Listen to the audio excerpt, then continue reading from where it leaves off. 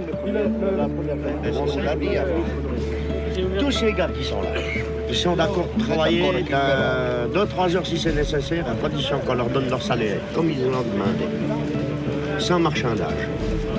Si on nous enlève encore ce 13e, on sera 16,5% en dessous de la moyenne. Parce que la majeure partie de ces grévistes, ils ont 1600 francs et moins par mois. On n'arrive plus à vivre avec ces salaires. Si on nous annonce que le 13e mois, on l'a, tout le monde rentre. L'affaire est liquidée. Les sacrifices, les oubliés les ont faits. Ils ne sont pas des sauvages. Ça fait plusieurs années qu'ils en font. De toute façon, disons, quand on en arrive à des trucs comme ça, il n'est plus question de parler de paix du travail ou des trucs comme ça. Ça, c'est fini, c'est du vent, c'est balayé par la grève, par le mouvement des ouvriers, t'es d'accord? On peut analyser la raison pour laquelle cette grève, la plus grave de ces 40 dernières années, a pris l'allure d'un conflit de portée nationale.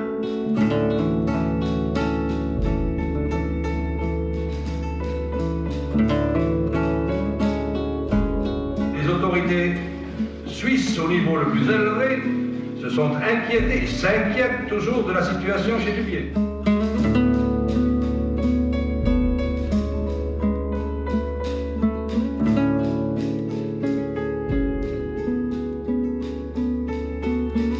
En contestant une décision d'un tribunal arbitral, les travailleurs de Dubié ont montré que les conventions collectives n'assurent pas forcément, pas obligatoirement, la paix du travail.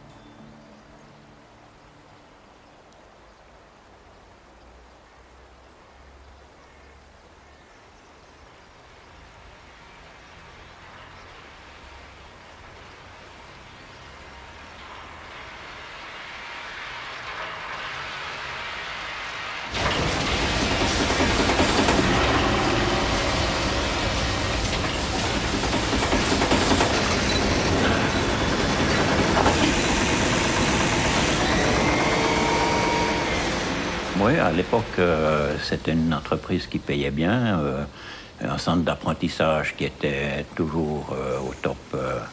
Mais quand le fils de Salis a pris la direction de l'entreprise, tout le monde disait, enfin tout le monde, les anciens, tous les anciens disaient, si De Salis prend la direction de l'entreprise, elle va durer 10 ans, puis c'est fini. Elle va être finie. Ils le savaient, parce que c'était un bureaucrate, c'était pas un technicien. Et puis, il n'écoutait pas les gens de la technique. C'est lui qui dirigeait, moi je décide que... Et puis, les autres qui disaient, c'était pas... Il les écoutait pas. L'entreprise en soi est une identité immatérielle.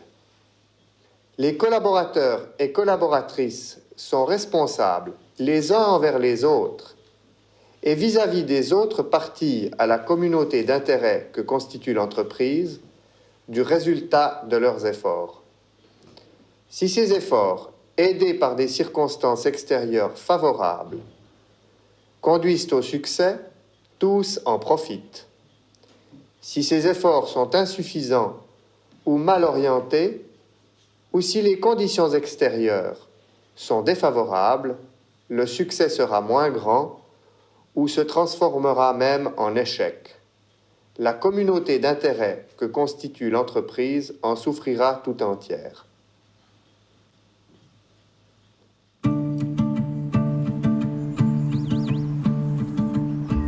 Les travailleurs des usines Dubié à Couvet, Marin et Peseux ont décidé spontanément d'entrer en grève. Plusieurs sacrifices leur ont été déjà demandés. Depuis 1974, 6 jours de vacances forcées non payées, chômage, licenciement, baisse des salaires. Alors que la direction nous annonce un déficit de quelques millions, il en est de l'ordre de plusieurs dizaines de millions. Quand j'ai fait le tour des bureaux et des ateliers, Il n'y en a pas un qui m'a demandé ce que je voulais dire. Je leur disais, j'allais vers le chef, leur dire, j'ai quelque chose à dire à votre personnel, est-ce que je peux le faire? Oui, il n'y a pas de problème. Mais il n'y a pas un qui m'a demandé pourquoi. Il fallait bien qu'il y en ait un qui fasse la liaison pour dire que on arrête le travail à telle et telle heure, retrouvez-vous à telle place ce jour-là. C'est-à-dire que le premier jour, quand il est arrivé à midi, puis qu'il me dit « cet après-midi, on sort tous, on va tous devant l'usine », je lui dis « oui, tu crois, t'as amené ton histoire, mais il n'y a personne qui va venir, hein, il faut pas rêver. Tu vas te retrouver tout seul là-bas dehors. » Et puis, j'étais quand même inquiète, puis je me disais « mais qu'est-ce qui se passe ?» Donc, j'ai envoyé notre fils aîné avec son petit vélo. Comme on n'habitait pas très loin, je lui ai dit « va voir regarder s'il y a du monde devant chez où papa travaille. » Alors, il est revenu un moment après, il m'a dit vraiment comme ça, il y a une chier de monde.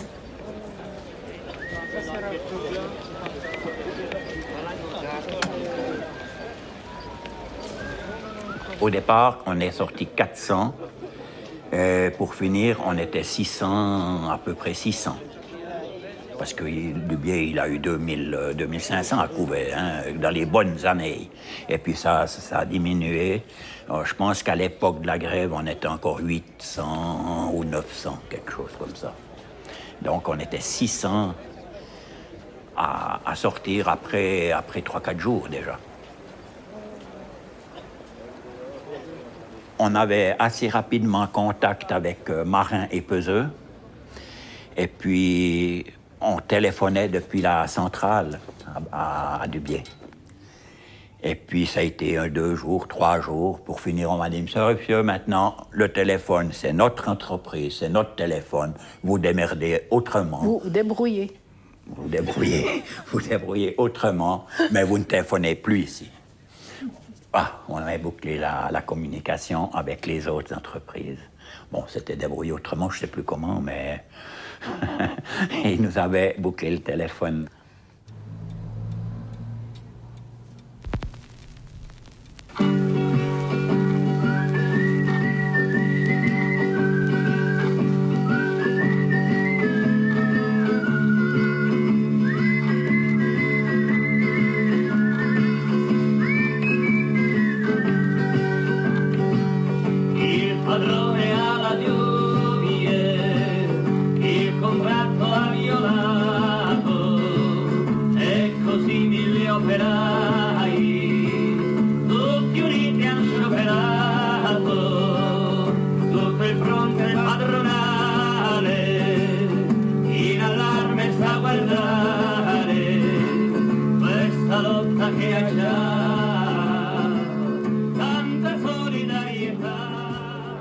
C'est vrai que la maison Dubié est une maison qu'il y a, disons, 7-8 ans en arrière, c'était une maison on avait des avantages quand même sociaux pas mal.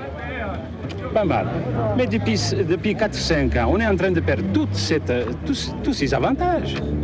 Alors moi, je ne vois pas pourquoi maintenant vous allez encore infliger cette combine 13e mois. Et c'est une tradition pour la maison. Nous, on était engagés, et ça, ils oublient les patrons quand il y a des problèmes comme ça aux journalistes. Ils oublient de dire. On commençait à travailler chez Dubié, ils vous donnaient, admettons, 7 francs de l'heure. Mais après, ils vous disaient, mais vous avez un 13e mois, c'est ce qui vous fait 7 francs 50. Donc, c'est plus 7 francs. Donc, alors, moi, je travaillais pour les 7 francs 50. Alors, tout d'un coup, il a affiché que ce 13e mois était supprimé vu la situation de l'entreprise et tout ça. C'est ça qui a mis le feu aux poudres. On a fait comme ça a été déclaré, et puis quand on a fait les tracts... Moi, j'attendais que ça, qu'ils déclarent la grève, puis j'ai fait le tour des bureaux, On a fait le tour de l'atelier Ouais. partout, puis c'est parti comme ça. C'est parti comme ça, oui. Et puis après, tu t'es mis à faire les banderoles dans le bureau. Ouais, dans le bureau. Et puis, je me suis mis à faire la grande banderole qu'il y a tous ensemble là. Et j'ai commencé de faire cette banderole dans les bureaux du chef du personnel. Alors, il nous a mis dehors. J'étais avec la téléphoniste, il nous a mis dehors. Il a dit non, mais vous voulez encore pas qu'on vous donne le matériel. Et puis et effectivement, c'était tout du matériel Dubié, quoi. Mais ils ont d'abord laissé quand même aller Ouais, parce commencer, qu'ils ne ouais, pensaient pas que ça allait durer. Et bien, ouais, ça allait durer. Alors, quand ils ont compris ça, ils ont dit non, foutez de nous, bien. Tu te reconnais? Non, mais pas- Non, moi, je suis jamais là sur les photos. Il est là. Oui, mais il y a encore plus grand. Oui, avec le pull blanc, c'est un pull que j'avais tricoté du reste. Hein. Oh. Celui-là, ici, t'es là, Voilà. ici. Ici, ouais. Hubert, Aubert. il n'aimait pas trop. Lui, bon, il avait pris la tête parce qu'il était plus intellectuel, si on veut. Mais en étant lui-même, parce qu'il faut dire tout, hein, en étant lui-même contre la gauche, alors il n'était pas trop intéressé de se manifester. Ça, c'est mon opinion. Mais il était de la droite, ça je le sais, puisqu'il a assez dit.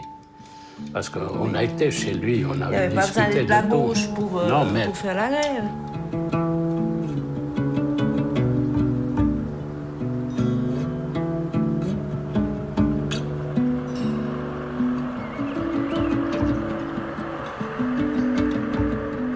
Alors, à côté de moi, vous avez une amie de Suisse qu'on a connue grâce à la grève, qui ne travaillait pas chez Dubié, mais qui a fait ce qu'il fallait en temps voulu.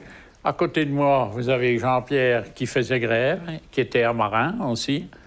Là, c'est mon petit-fils, l'avant-dernier. Alors, derrière, il y a Lucie là-bas, qui est ma petite fille, la dernière des petites filles. Hein? Et puis, qui c'est qui est derrière?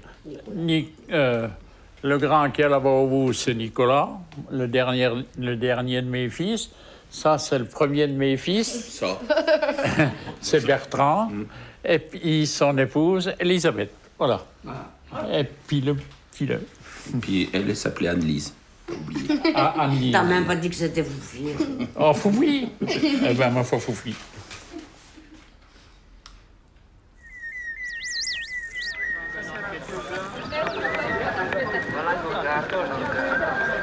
Nous organisons des assemblées journalières avec nos camarades grévistes pour les tenir au courant régulièrement de tous les problèmes qui se posent à nous, comités, et la situation des tractations entreprises par les syndicats. Les ouvriers sont venus me trouver, me connaissant, beaucoup d'ouvriers me connaissant, sont venus me trouver, puis m'ont demandé qu'est-ce qu'on fait, si on fait grève, est-ce que tu nous représentes? Bon, j'ai dit, comme Rufus a dit, je veux bien vous représenter, mais dès que la violence s'installera, je m'en vais. Eh bien, la grève, ça a commencé par une annonce, nous, à Marin, une annonce dans les ateliers par le directeur. On avait retrouvé plus ou moins son nom tout à l'heure, puis on l'a perdu. Villers? Oui, d'Edvillers. Suisse allemand, quoi. Oui, assistant. Un vaste mouvement, un vaste défilé a été organisé à Neuchâtel pour aboutir devant le siège de l'usine Dubié et obliger M. De Salis, administrateur délégué de l'entreprise, à recevoir une délégation des commissions d'entreprise.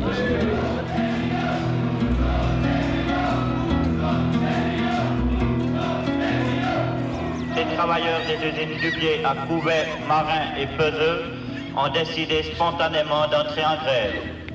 Cette décision a été prise suite à l'affichage, sans explication, de la sentence injuste d'un tribunal arbitral.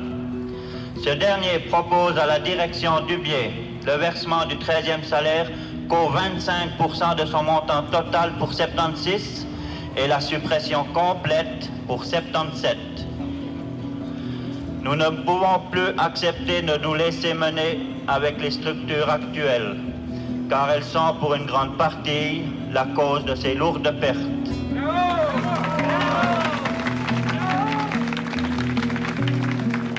On a déposé nos revendications à la direction du bien. Et dans les demandes qu'on faisait à la direction, à cette époque-là, c'était la révision du jugement du tribunal. Hein? Et puis, on avait transmis ça à Neuchâtel et on a été roulé tout le long de la grève. Hein? La direction est venue avec la SM à 20h. La direction prétextant ne pas avoir eu le temps d'étudier les documents que nous leur avions soumis concernant les revendications. M. Torrance a déclaré que M. De Salis était indisponible pour cette soirée. Mais à la question précise de savoir si nous allions négocier aujourd'hui, la direction a dit qu'aujourd'hui, ils n'avaient aucune possibilité de négocier du fait qu'ils avaient d'autres engagements, parce que ce n'était pas parce que les ouvriers étaient en grève que l'usine arrêtait de fonctionner. On se rend compte évidemment là qu'il y a malgré tout une certaine mauvaise volonté de faire activer le problème. Ouais, les syndicats sont arrivés quelques jours après, 3-4 jours après.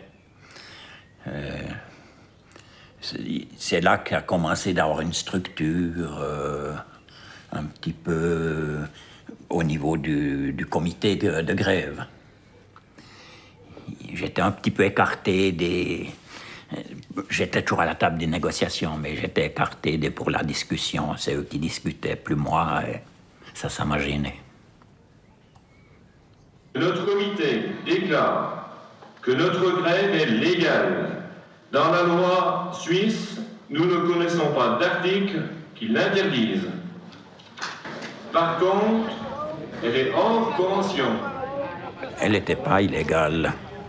Je ne faisais pas partie du syndicat. Le syndicat n'avait pas le droit de mettre en place la grève. Ils ont pu se rallier au mouvement après. Mais ils n'avaient pas, eux, la possibilité, comme en France, de déclencher la grève.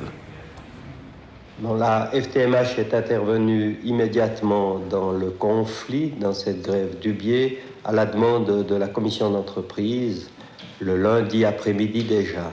Mais auparavant, j'aimerais quand même signaler que la sentence arbitrale prononcée le fut sur une mais le syndicat n'était pas très habitué ni capable d'organiser les choses.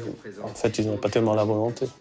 On les connaît, les positions syndicales, c'est pas de remous, paix du travail, passons par l'état de droit avec le relais socialiste habituel, René Mélan, etc., qui a déjà fait finir la grève à Bulova, quelques mois auparavant. Donc ça fonctionnait comme ça. Très vite, ils nous sollicitaient pour faire un relais, pour qu'on rédige des tracts, pour qu'on informe, parce qu'ils n'avaient pas d'équipement, ils avaient absolument aucun moyen de diffuser, etc.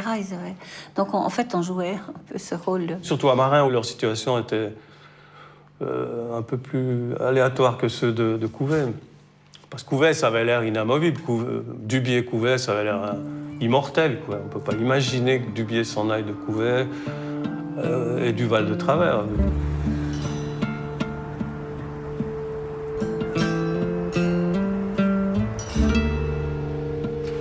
Tandis que Marin, comme solution financière, il s'apprêtait à la vendre l'usine à la Migros déjà, ce qui est devenu le supercentre Migros de Marin. Une grève, ça doit être quand même un peu angoissant, quoi. Tout à coup, ne plus avoir de revenus. On va vous rendre responsable du fait que si la boîte ferme, ce sera de votre faute. C'est à cause de la grève, c'est toujours la faute des ouvriers, hein, bien sûr.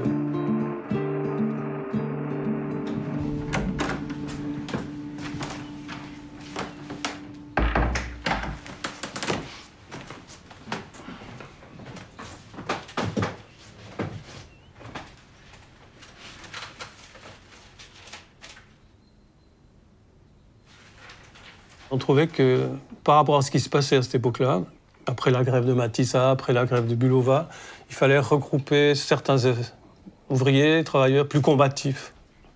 Et on a créé une structure qui s'appelle LUT, Lutte unitaire des travailleurs, qui prétendait pas se substituer au syndicat. C'est clair que l'institution FTMH était tellement vieille et solide. Mais on réunissait des travailleurs les plus combatifs. Depuis 2 ans, on travaillait sur Dubié avec un groupe un marin particulièrement, marin peseux, qui sentait bien que ça ne se passait pas bien dans cette entreprise, qu'ils n'étaient pas bien informés, qu'on leur avait déjà demandé pas mal de choses et que les commissions ouvrières ne fonctionnaient pas bien, ne réunissaient pas les ouvriers pour les informer et éventuellement pour dire qu'est-ce qu'on fait. Il ne suffit pas d'être informé, il faut se dire comment on réagit. Et là, on a pendant 2 ans tracté l'usine de Marin, de temps en temps couvait, mais c'était un peu plus rare, on était moins bien reçus parce que FTMH est tout puissant. Et pendant la grève, on a, avec des ouvriers grévistes, publié 3 journaux de grève. On voulait en faire 4, puis on est arrivé qu'à 3. Bon là, ça c'est le numéro 1 des journaux de grève, avec un dessin de Leiter, des tricots entremêlés. Bon, il y a des textes de grévistes. Là, c'est la valse des Millons. On parlait déjà de Millons à l'époque. Le petit cirque du biais, quoi, ça marchait déjà. Voilà. La participation, les ouvriers s'inclinent et le patron n'est même pas figuré. Marionnette. Puis ça, c'est le pied du biais. Le pied au cul. Puis nous, on l'imprimait. Voilà, on fournissait l'appui technique, mais on ne mêlait pas notre grain de sel plus que ça. Ils étaient assez combatifs pour ça. Il y a même des petits poèmes là-dedans. Je peux en lire un. Il y a donc un de ces ouvriers de Couvet, qui est un peu marginal, mais qui s'est découvert une âme de poète et qui a publié tout au cours de la grève, mais certainement déjà avant, des petits poèmes en vers un peu de mécaniton. J'en lis un, La bonne tartine.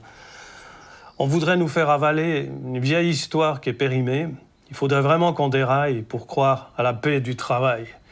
On veut nous la faire avaler comme une bonne grosse tartine beurrée, mais nous ne sommes plus des gamins, et les grévistes Couvet, peseux, marins, ont su le prouver tous les jours, malgré les promesses, les discours.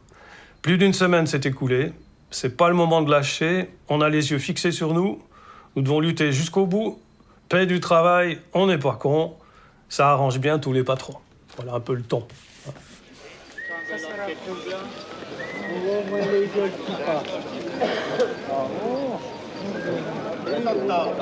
Il y a déjà quelques années, il écrivait comme ça, mais il n'a pas beaucoup de difficultés, vous savez, c'est peut-être un don.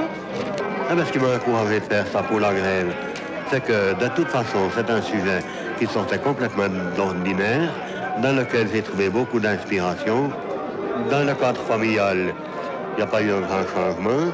On fait un petit peu attention, on se restreint à la moindre parce qu'on ne sait pas combien de temps ça durera. Mais autrement non. J'avais l'habitude de me lever à 6 heures pour aller au travail. Je me lève à 6 heures pour venir de Piquet ici.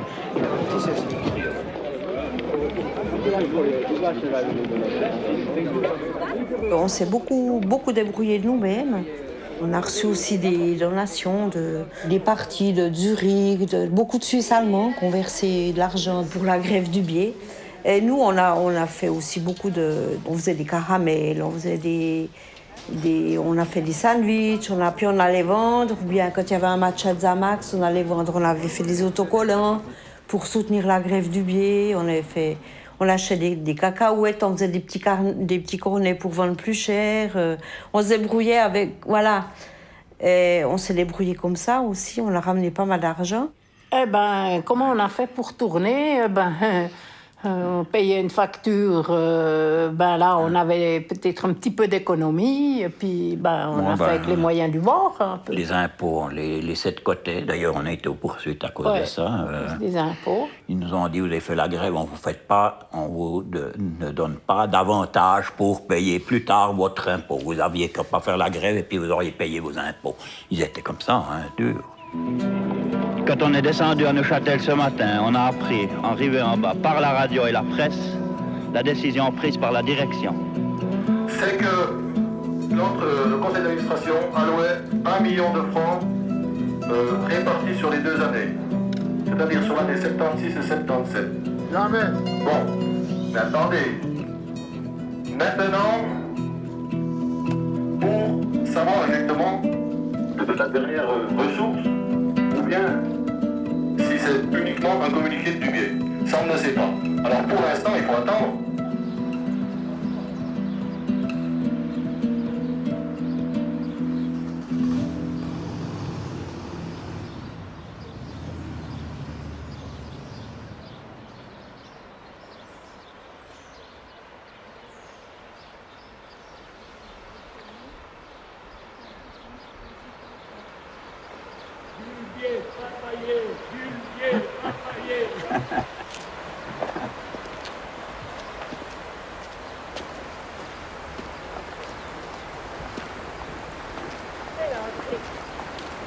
Salut André. Salut, ça va? Oui, oui. Salut. Salut. Salut. Adieu, mon grand. Ah, ben, quel plaisir de se retrouver. Hein. Dis donc, hein, après quelques années. Une quarantaine, disons.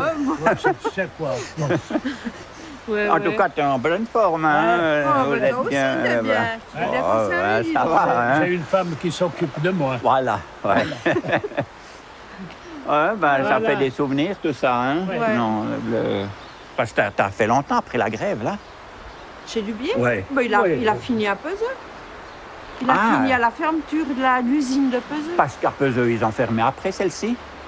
Oui, avant celle-là. Avant, oui. Ils sont tous montés, là. Oui, ils sont tous montés, c'est juste. Parce qu'il y avait encore Il y avait Marin, c'est juste, oui. Non, il est monté après Peseux. Ah, puis t'aimes pas monté ici, toi. T'es resté en bas. Non, ils l'ont licencié. Oui, forcément, il n'y avait plus de travail ici. C'est un des seuls qui restait, il ne voulait pas le garder encore. Ah, ouais. J'avais assez embêté, hein.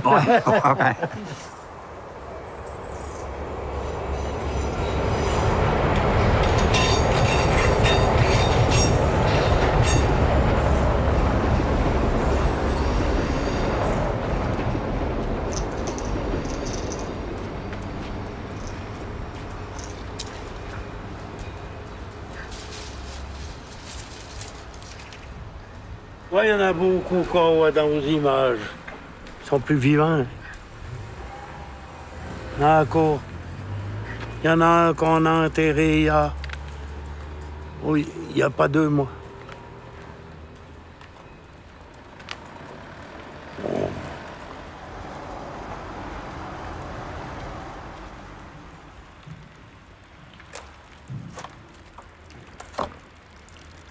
Ouais, c'était une drôle de période. On a transpiré dans cette période-là.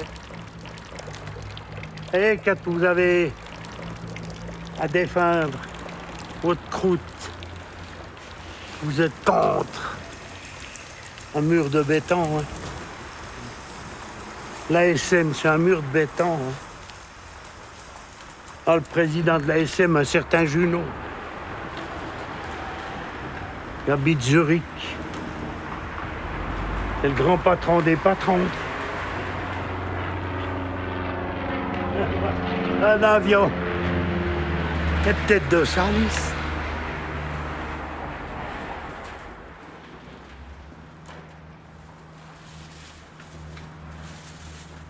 On a décidé de continuer la grève. Bon matin des mains, donc il n'y a pas de pause bulletin secret sur l'instant, c'est une chose qui viendra par la suite.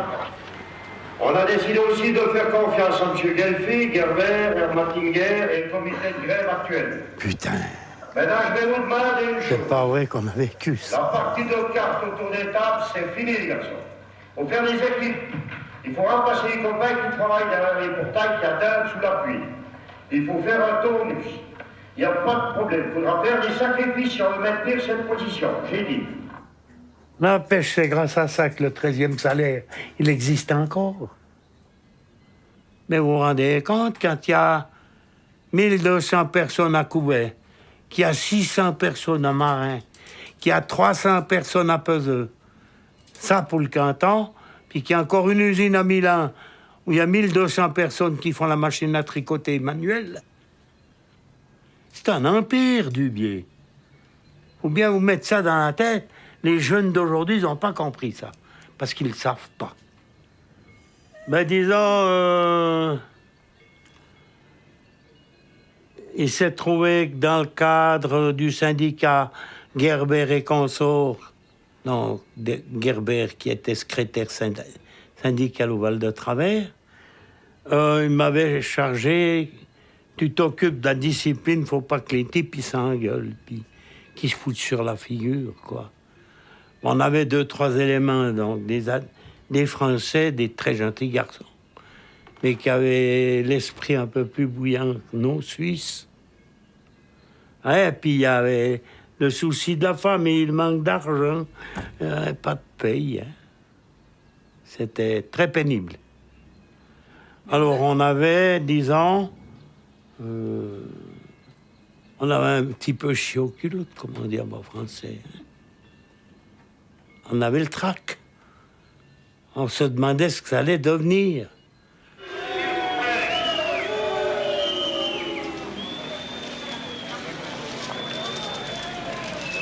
Les relations humaines, elles étaient mauvaises à l'époque.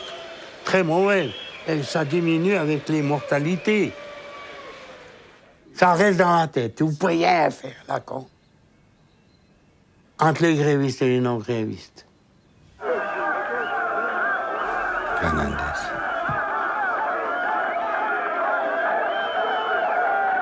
T'entends les siffleurs? Oui, oui. Oh, je les ai entendus de près. Hein. Moi aussi. Je crois que s'ils ne nous avaient pas sifflé, qu'ils soient conduits comme des hommes et non pas comme des chiens, ben, j'aurais été moins secoué. Ouais, surtout que c'était des copains, des gens qu'on ne pensait pas. Hein.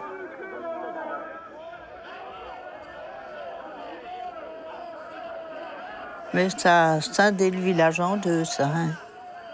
Ah oui, c'était une scission nette, alors. Ouais. Et moi, j'ai été dépressif. Après, c'est ce bon docteur Borel qui m'a soigné avec toute sa belle expérience. Eh bien, c'était le médecin de l'usine.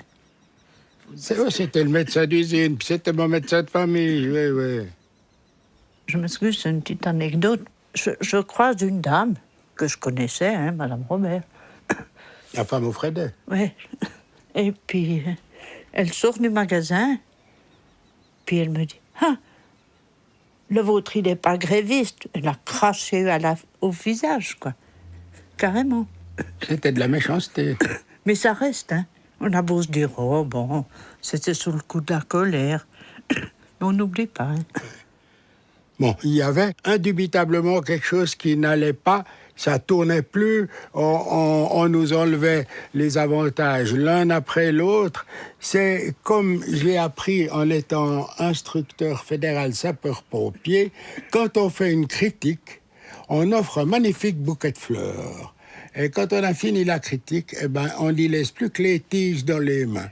Eh bien, c'est ça qui doit avoir provoqué la grève chez Dubié. Seulement, c'est pas en faisant la grève et en faisant, en aboyant comme des chiens qu'on voulait réussir à améliorer.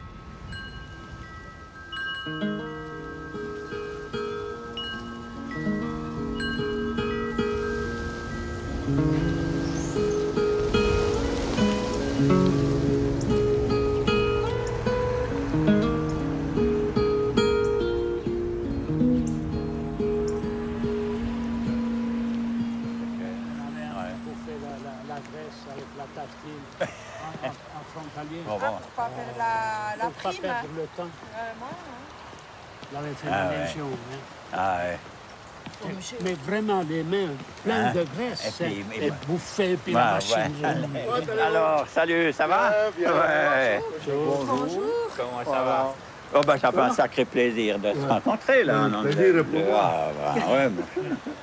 Et puis, qu'est-ce que tu deviens? Ouais, maintenant c'est... Oh, bon, la retraite, hein, comme nous tous. Hein, oui, c'est Mais oui. Mais après la grève, tu as continué encore ici? Tu as fait jusqu'à la fin ou bien non? Moi, j'ai fait encore... c'est un Hollandais qui avait repris. J'ai fait 2 ans avec lui. On a repris le nom de Dubié. Ah bon? Et on a fait encore 10 ans après. Hein. Ah, quand même, ouais. Ouais. J'étais tout seul pour les révisions, les déplacements, les réparations. Ouais. T'as revu Sker de Salis? Non. Après la grève? Non. plus revu, non? On ne le voyait pas beaucoup d'ailleurs. Hein. Il osait plus montrer. Mais c'est dommage, cette affaire n'aurait pas dû finir comme ça. Mais bien bon, sûr que non. C'était l'avenir de toute une région. Oui, c'était la meilleure entreprise de la région. Hein. Mais je dois vous dire un truc. Aujourd'hui, ça fait combien? 30 ans? 28 ans? 38 ans que Dubié est fini. Moi, j'ai encore des emails pour réparer les machines de l'Argentine, de France. Ah oui. J'ai encore des emails. Parfois, le téléphone à minuit. Ah bon? Oui, avec les décalages horaires. Hein. Oui, ils ne sont pas à minuit, là. Justement, mon épouse qui se passe. Ah ouais.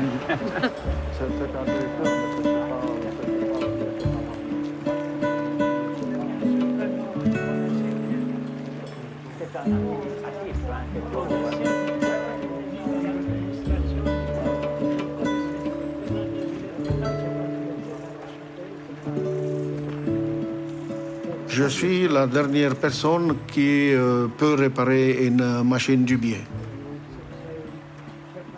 J'étais en Espagne quand la grève s'est déclenchée.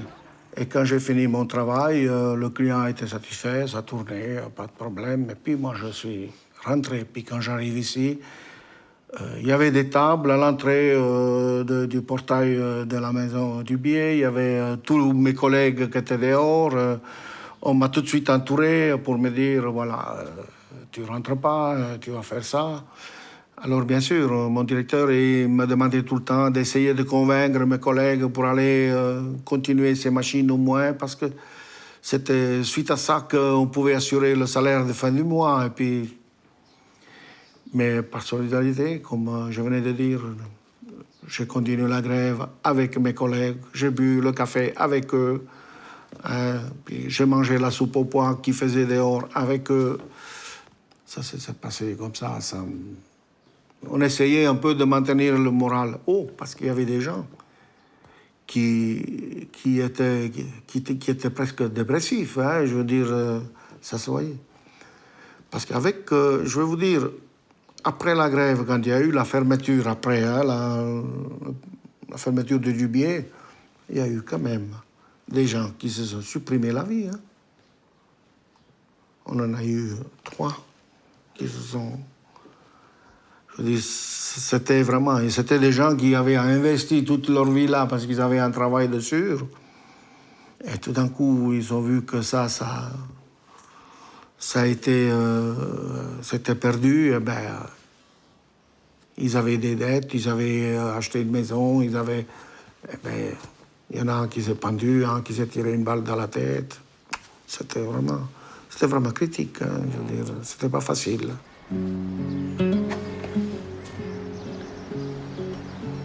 Ce que je regrette, c'est le produit de la machine à tricoter, parce que c'était la seule machine qu'on avait la plus belle maille au monde. Hein.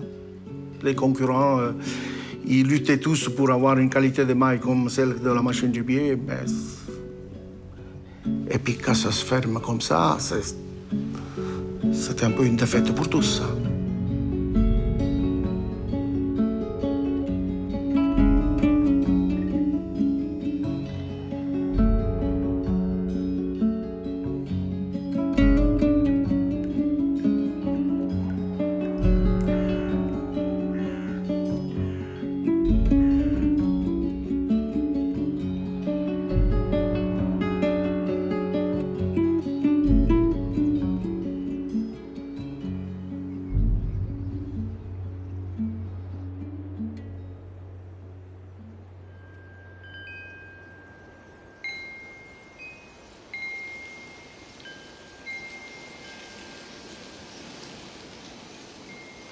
Regarde les tourneaux.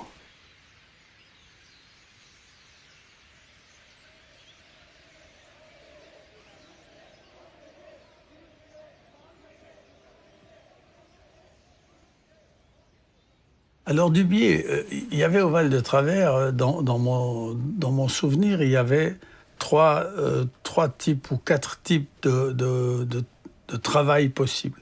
Il y avait quelques fonctionnaires, ça ne nous était pas encore très sensible, mais il y avait les ouvriers, comme était mon père, qui étaient des manœuvres. Il y avait les employés, qui travaillaient chez Dubié dans les grandes boîtes où on était payé au mois, ce qui, aux yeux d'un enfant comme moi, dont le père arrivait tous les 15 jours avec une petite enveloppe mentionnant il avait fait tant d'heures à 8,50 francs, qu'il gagnerait tant.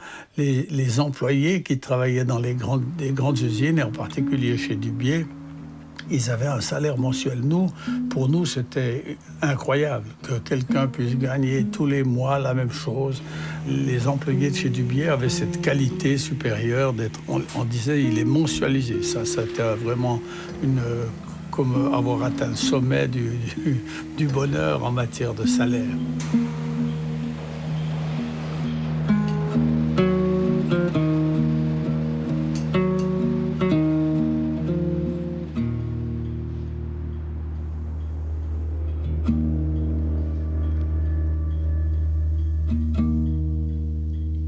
Je ne sais pas comment Rodot de Salis a rencontré la fille de Pierre Dubié, mais ce que je sais, c'est que ce nom s'est implanté petit à petit à Neuchâtel dans le cadre de l'entreprise Dubié. À Neuchâtel, les de Salis n'ont pas de lointaines origines, donc, mais on sent qu'ils ont été rapidement intégrés, puisqu'on trouve les noms de Rodot, de Sker et des enfants de Sker dans la Société du Jardin, sous le numéro 1001, Sker de Salis, né en 1940, ingénieur mécanicien diplômé de l'École polytechnique fédérale de Zurich, industriel, consultant indépendant, capitaine, pilote, trésor de l'entraide bénévole. On a dit que Dubié est une entreprise familiale. Cette notion doit être précisée.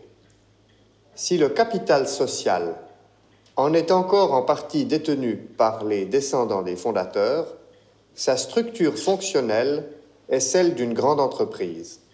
Son organisation répond aux critères actuels de gestion en matière de répartition des tâches, de définition des fonctions, de fixation et de contrôle des objectifs.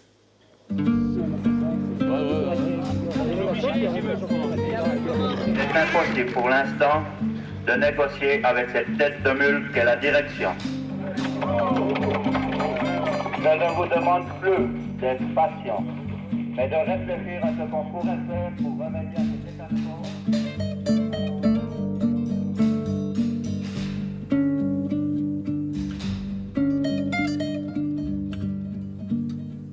Cette grève a fait suite à une procédure conforme à la Convention collective de travail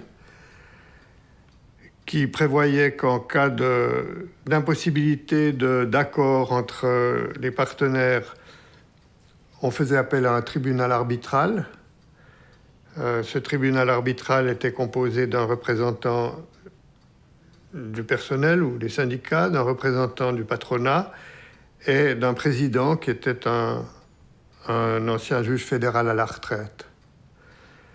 Ce tribunal a examiné notre demande qui était de renoncer au 13e salaire qui n'était à l'époque pas obligatoire en 1976 et après avoir examiné la situation de l'entreprise, avait trouvé notre demande justifiée.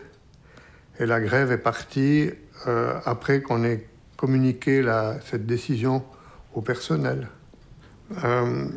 Changer d'avis, ça aurait voulu dire, ça aurait signifié,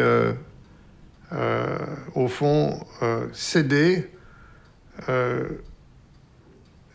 alors que il n'y avait rien à céder. Il y avait une chose que manifestement, justement, à cause de cette situation où on ne me croyait pas, il y avait pas mal de gens, je pense, parmi les grévistes, qui s'imaginaient que Dubié avait un tas d'argent. Et puis, en fait, ce n'était pas le cas.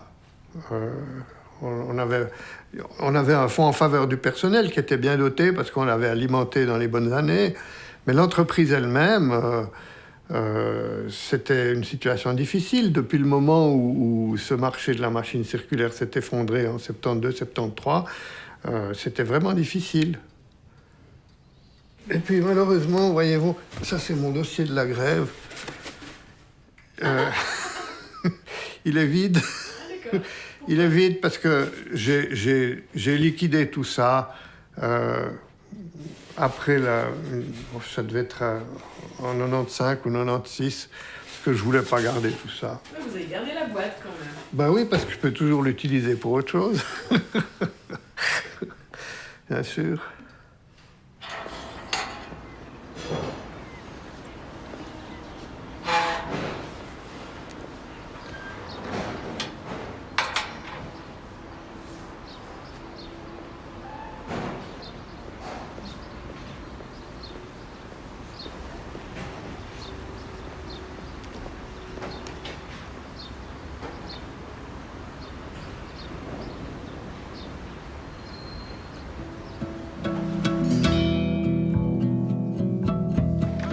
Je ne vous demande plus d'être patient, mais de réfléchir à ce qu'on pourrait faire pour remédier à cet état de choses d'une façon calme et non violente.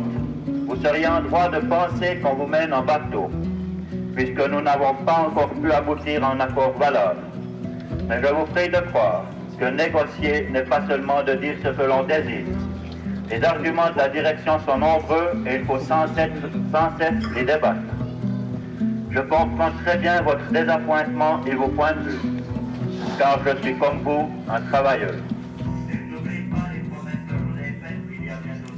Ouais, mais ça, justement, c'est dégueulasse. Ils sont pas... Les ouvriers, les employés sont pas formés pour aller négocier, pour comprendre ce que c'est qu'un tribunal arbitral, pour comprendre ce que sont les conventions collectives dans les détails et des choses de ce type-là. C'est là que les syndicats devenaient importants. Et puis représenter correctement cette équipe. C'est aux syndicats de les aider à négocier, de les préparer, etc. Je pense que Gerber a fait un gros effort. Il était très, très, très impliqué, donc le local.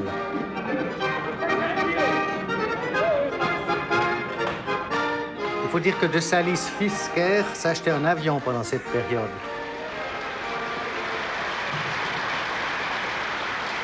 C'est Gelfi qui arrive là.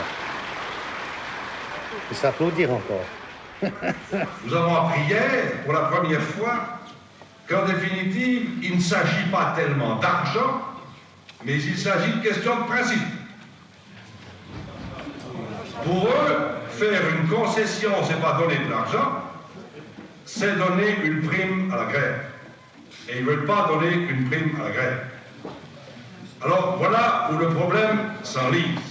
Moi, de nouveau, j'ai rien personnellement contre Gelfi père. Je me rappelle plus de son prénom, Gelfi, le père.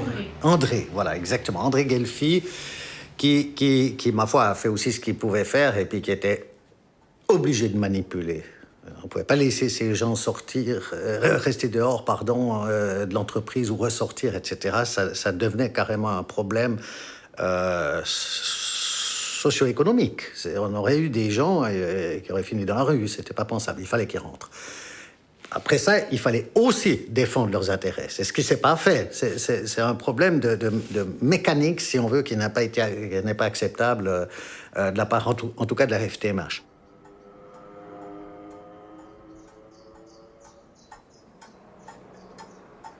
En fait, bon, tout a commencé, en effet, avec un premier signal important qui était une première grève, toujours liée à l'horlogerie, qui était celle de Bulova, une petite industrie qui se trouvait à la place de la gare à Neuchâtel. Et puis, là, en discussion avec la production Milos Film, on s'est dit, ça serait bien de faire un certain nombre de prises de vue. On verra ce qu'on en fait plus tard. L'idée était un petit peu de dire, bah tiens, on pourrait peut-être faire une sorte de petit feuilleton, une petite série des différents problèmes de la région neuchâteloise en termes d'économie, etc. Alors, c'est ce qu'on a fait. On a commencé à les tourner avec tous les problèmes que ça pose, parce que c'est toujours très, très difficile de rentrer dans une entreprise qui se met en grève. Il faut aussi comprendre que les Suisses n'étaient pas très habitués à la notion de grève. Depuis la Première Guerre mondiale, on peut même dire qu'il n'y a jamais eu des grèves aussi importantes que celles qu'on a touché avec le film Éléments de grève de Dubié en particulier. C'était aussi le début d'une sacrée histoire qui a duré pendant des années et des années, qui ressemble un tout petit peu à Detroit aux États-Unis. Hein. Je veux dire, Neuchâtel, avec son industrie horlogère et sa micromécanique, c'est quand même un tout petit peu semblable à ce qui s'est passé avec l'industrie automobile aux États-Unis.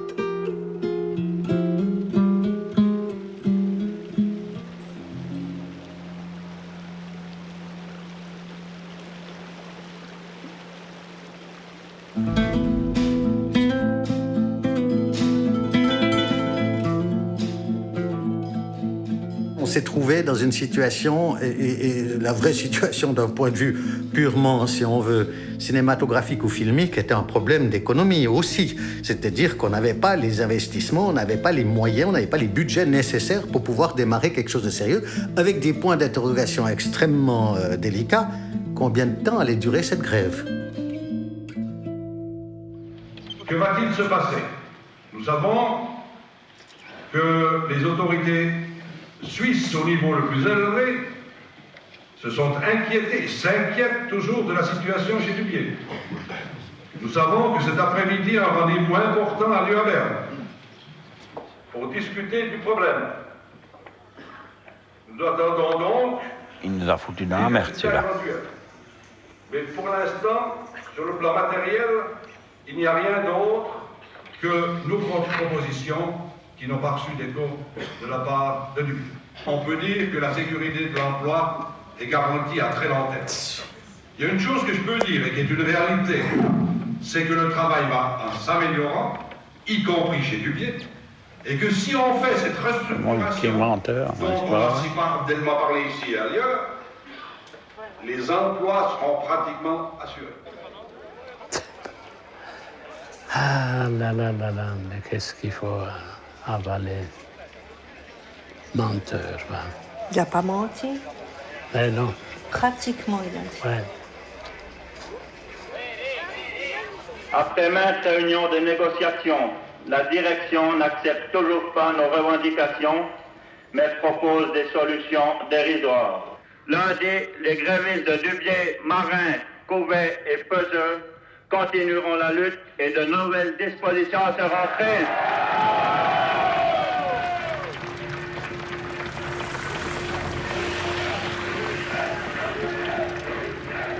Les différentes solutions auxquelles on a pensé, l'occupation extérieure, laisser entrer personne, 24 heures sur 24, week-end compris.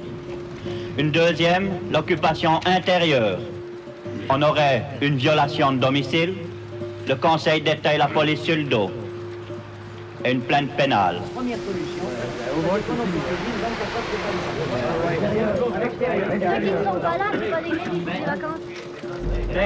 Attendez, on va passer au vote.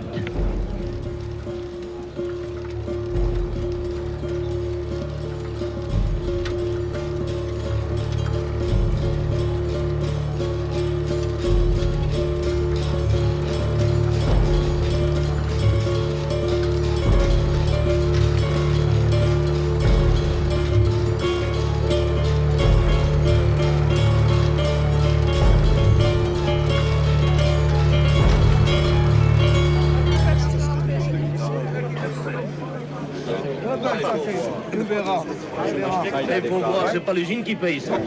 Pas de boulot aujourd'hui. Je vous propose de rester avec nous. Faut pas avoir l'amour du boulot, faut l'avoir quand c'est le moment. Non, l'amour de l'ordre. L'amour de l'ordre. Ah, de l'ordre. Ah bah on est en ordre. Tout le monde est orchestré, là. Vous voyez? Personne ne laisse rentrer personne. Vous avez donc donné l'ordre pour qu'on ne pas l'usine? Non, c'est pas donné d'ordre. C'est nous. C'est nous. C'est nous. On a pris unanimement la décision. Moi, je la peux appliquer. Alors, bien voulez rester là.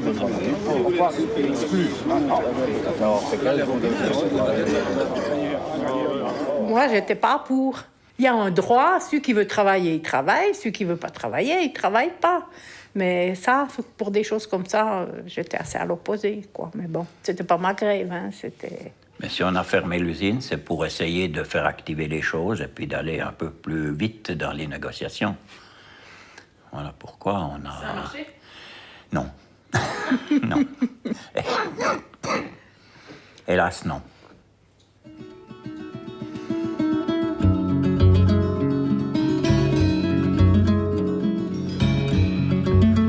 Le Conseil d'État s'est réuni ce jour en séance extraordinaire.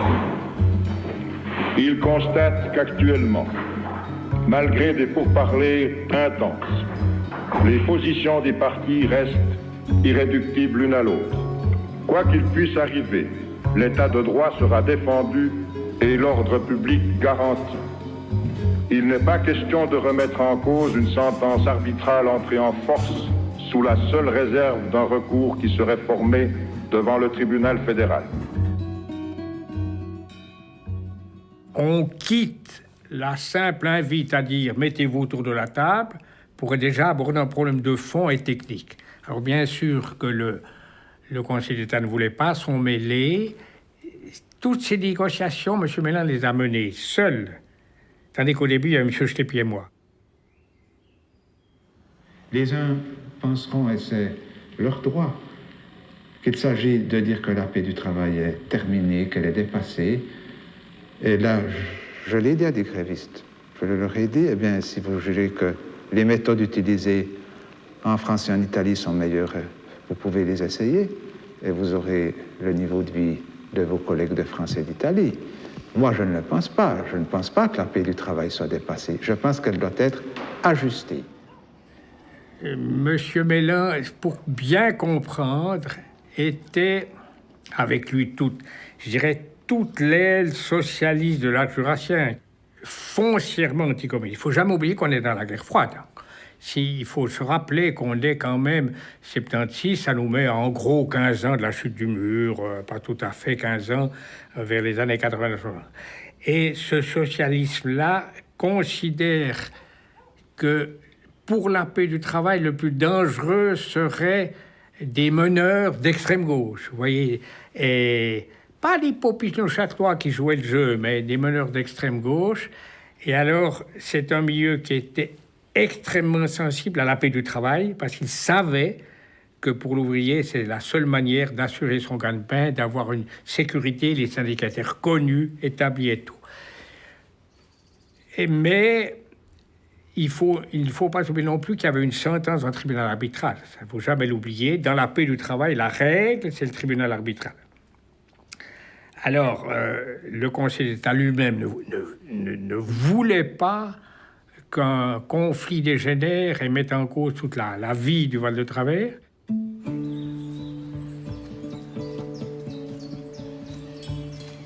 Ouais, la paix du travail, si on la rompt pas, on n'obtient jamais rien, quoi. Moi, je suis pas pour la grève, mais dans ces cas-là, il n'y avait pas le choix.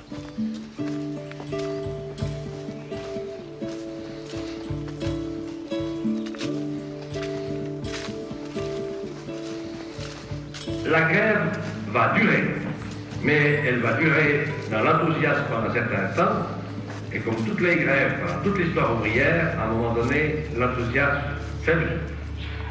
Il faut donc éviter que cette grève se prolonge au-delà de la limite de l'enthousiasme. L'offre d'1 million à payer sur 2 ans, faite le 27 août par le conseil d'administration, est maintenant échue le 30 août, le travail n'ayant pas repris. Toutefois, si le Conseil d'État le lui demande instamment et qu'il se porte fort de la reprise du travail, le Conseil d'administration est prêt à renouveler son offre et à en discuter avec lui les modalités. Eh bien, le million, il est là. Nous sommes chargés même de vous proposer d'accepter cette proposition. Le million, on l'a pas compris comme vous voulez bien dire. Le million, il te reste à C'est 1 million pour 2 ans. Non. 1 million cette année à distribuer. Le calcul a déjà été fait. Ah, il faut faire les calculs encore. Mais ils ont fait les calculs.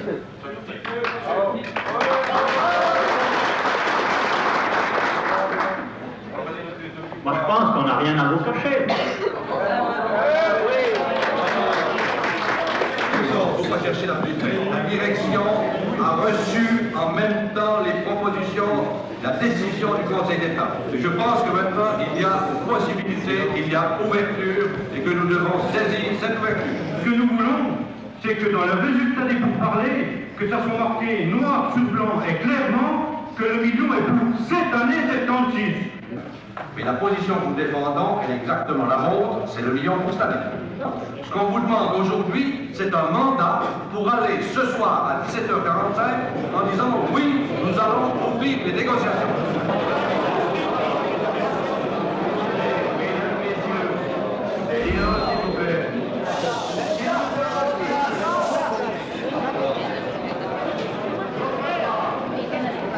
Je vous inviterai maintenant, s'il vous plaît, à passer à ce vote, parce que nous, il faut faire le dépouillement après tout ça, et on doit repartir à Neuchâtel. On reste à vos places, ils passeront. Total des noms, 45. Voilà le résultat.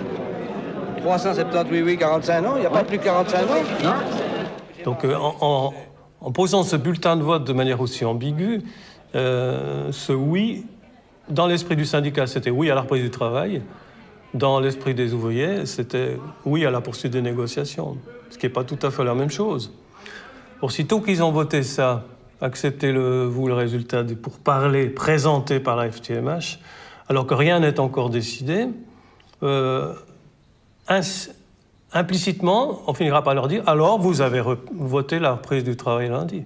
Ils voulaient continuer de négocier, mais en gardant la pression de la grève. Ils voulaient leur million, entre autres, mais ce fameux million, ils n'étaient même pas sûrs et assurés de l'avoir pour 1976. C'est pour ça qu'il y a eu une explosion de colère, ce qui montre bien à quel point ils se sont rendus compte un peu tardivement qu'ils avaient été couillonnés, pour parler poliment. Il faut refaire le vote alors, il vaut rien. Ça n'a pas été signalé avant. Et en plus de ça, vous nous avez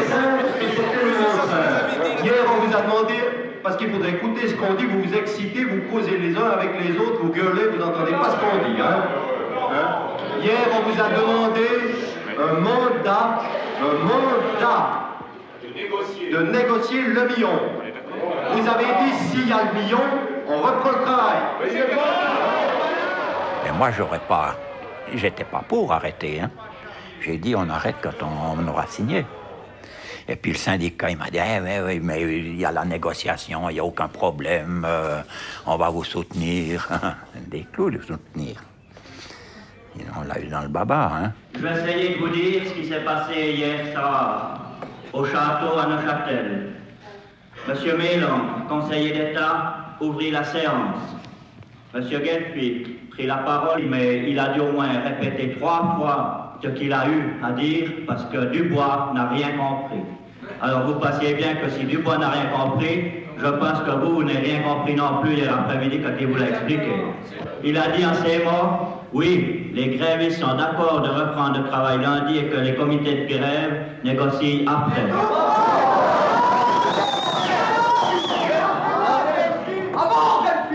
J'ai alors pris la parole et j'ai dit textuellement, on reprend le travail quand on a coché sur le papier les modalités concernant le million.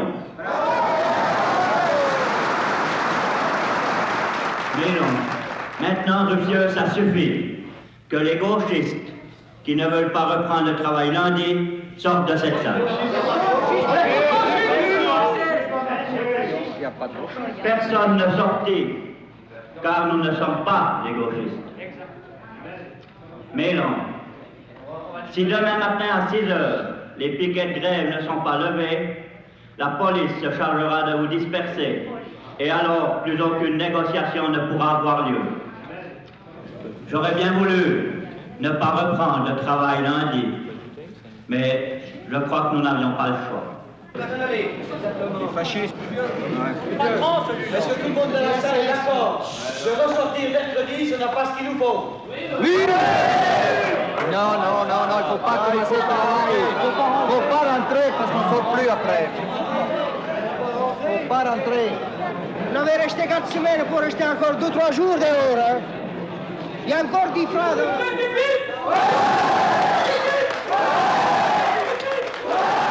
Mais une fois que vous avez repris le travail, c'est très difficile de ressortir.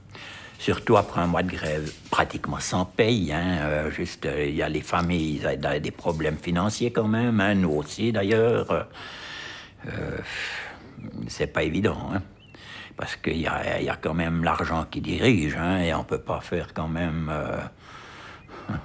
continuer, puis ça allait où? On n'aurait peut-être pas eu gain de cause non plus, et on aurait fait de la grève pour rien, continuer pour rien du tout. Moi, tout ce que je peux dire, c'est qu'au point de vue financier, j'ai laissé mes culottes. Mais je m'aperçois que le syndicat, que ce soit en Suisse ou en France, c'est du même tabac. Hein. Ouais. Et les mecs, une fois qu'ils ont une responsabilité, ouais. On se retranche derrière les consignes nationales. Et puis, total, les consignes nationales, elles sont définies avec le patronat, en accord plus ou moins avec eux, puis voilà.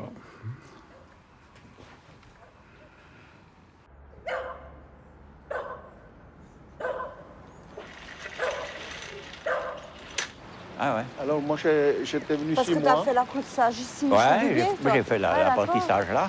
Ah. Et puis j'ai été maître d'apprentissage après. Ouais, ça je me rappelle. Et puis après ils ont fermé. C'était de l'autre côté, non? Ouais, en haut là. Et puis après ils ont fermé le centre d'apprentissage complètement. Ça c'est dommage. Ben, bien sûr, c'était les... Tout ce qui était fonctionnel, puis qui était bon pour la région, et puis pour les gens. Ils ont arrêté. Ils ont arrêté. Ça me dit rien ce bâtiment là. Ouais. Ici, c'était le bureau d'études, ici en haut, là, le bureau d'études. En bas, c'était la circulaire, ici. Et puis maintenant, c'est le CNIP qui forme c'est de la réinsertion. Donc, voilà. il y a comment dire, les gens de tout âge, à partir de 18 ans. Ah, oui, parce qu'il y a aussi les fleurons du Val de Travers, là-dedans. Ouais, je pense.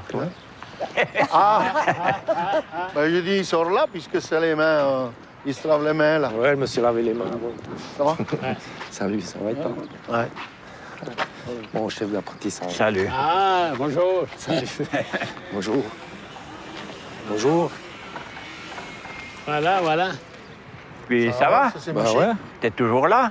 Bah tu vois. T'es toujours resté après l'apprentissage, t'es toujours resté là? J'ai bourlingué. Ah, quand même, ouais.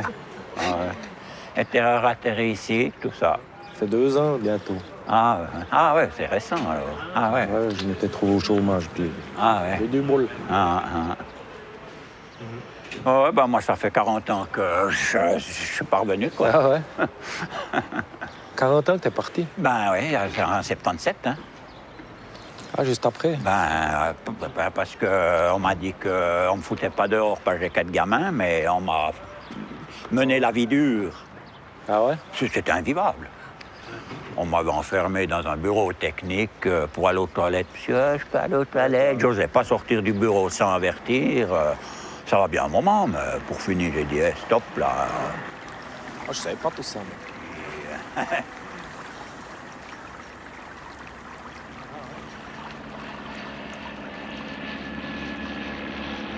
Mais il y a un avion, là. Il fait des... Tartalis, il nous a repérés. Ouais, il nous a repérés. Il nous espionne. Il nous espionne.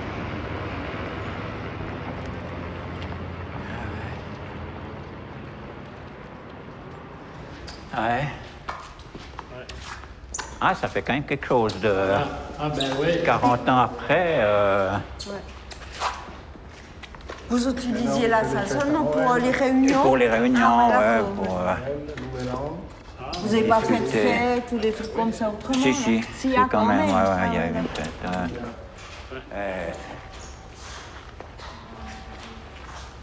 Ouais, puis tous les spitz que je faisais dans les villes, je les écrivais moi-même. Hein. Personne ne me donnait un coup de main à les écrire, puis j'avais beaucoup de peine à écrire. J'avais un livre avec un crayon sur la table de nuit. À 2h du matin, j'ai une idée. À 3h, j'ai encore une idée. Puis à 4h, puis à... Et puis le matin, je mettais ça en ordre. Et puis l'après-midi, ma femme, elle corrigeait. Mais tu veux pas dire ça, c'est fou, bien, t'es trop grossier, là, il faut... Parce que moi, j'étais... Bon, je n'ose pas le dire, mais... Alors elle me dit, non, tu peux pas le dire, il faut corriger, il faut... C'était pas du Chanel numéro 5. Elle a redissé les angles. C'est quoi que tu devais pas dire?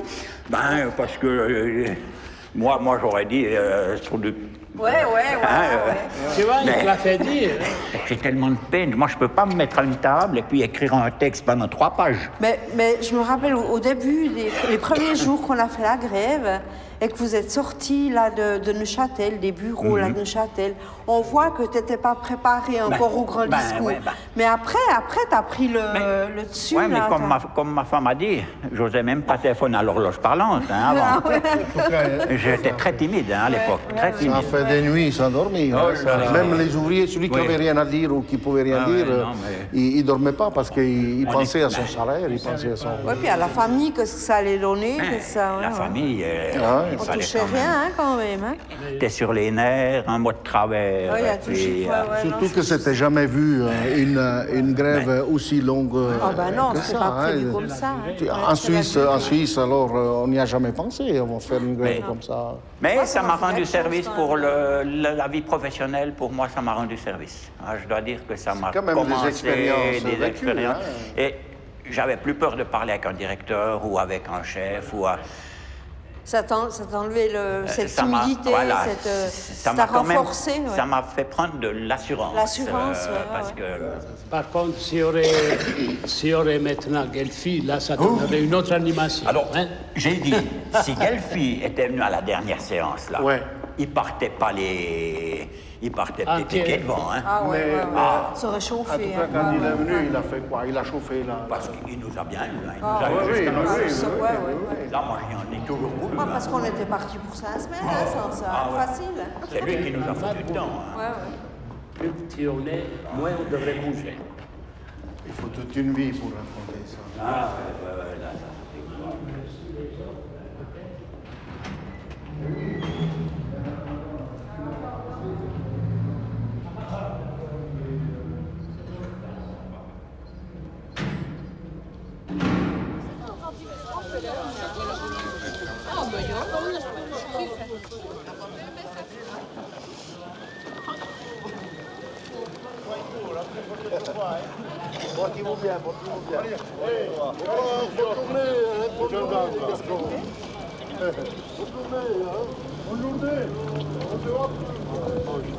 Allez, bonne journée.